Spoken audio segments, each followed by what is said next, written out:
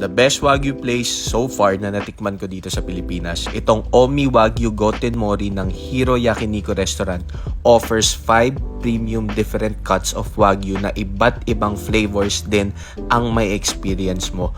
Warm up muna tayo with the tofu salad. Ang sarap ng sesame dressing nito. Niready na rin namin ang mga fizz and fresh drinks. Sa mga na-try kong steak sa Kobe, Japan, may pasoup talaga lagi sa start. Since apat naman kami ng mga pinsan ko, both tamago and spicy seafood soup yung sinabay namin dito. Okay yan both, mas gusto ko tong isa. We started with pork muna, itong Iberico Tontoro.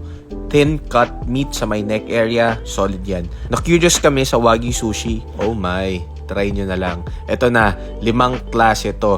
The brand they use is Omi Wagyu, one of the premium brands in Japan. They have this certificate na, to be honest, hindi naman ako ganun ka-knowledgeable, but upon tasting the quality of the meat, yun na nga, ganun pala yung lasa ng premium. Generally, speechless lang yung comment ko. But, to be specific, beautiful marbling, ang lalim ng umami flavor even without salt and pepper. Tapos, grabe yung amoy ng meat pag niluto na. Para siyang unforgettable. Next na tayo kasi may strip loin pa. Melts in your mouth, comes from the A5 quality.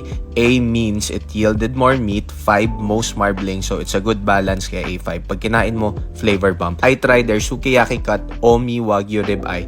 10 seconds grilling time lang yan, then place it on top of the rice, add the egg, mix, then melts in your mouth. Masaya kaming uuwi with Omi memory in our hearts, mind, and belly. Dito lang to sa Hiro Japanese Yakiniku Restaurant sa may Palangka Street, corner de la Rosa, Makati.